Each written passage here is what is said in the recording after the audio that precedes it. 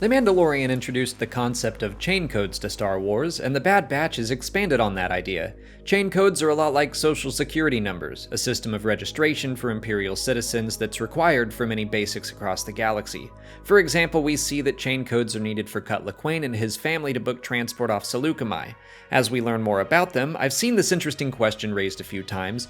Did Luke Skywalker have a chain code? Was there someone registered in an Imperial database on Tatooine with the last name Skywalker?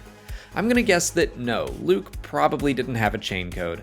I think one of the benefits of leaving Luke on Tatooine, other than the fact that he had family there, is that the planet is not only remote, but part of Hutt space. We've seen that the Empire had a working relationship with the Hutts, and of course we see stormtroopers in Mos Eisley and A New Hope while they search for the Tantive V4's escape pod, but it wasn't fully their domain. The Hutts were in control. We even see Vader have to go and negotiate with Jabba in the comics. So I'm sure chain codes were available on Tatooine, but citizens could probably get by without one. And like Luke suggests, nobody cares about the planet. The Empire certainly doesn't. I don't think they're going to all the homesteads and demanding people register. Luke seems to have spent most of his life on the moisture farm. He'd run into Anchorhead or Mos Eisley every once in a while, but that's probably it.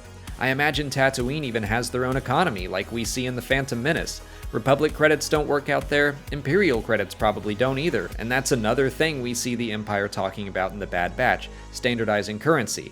But did they do that out on Tatooine? I doubt it. I'm not sure there was anything on Tatooine that he would even need a chain code for since he never left the planet.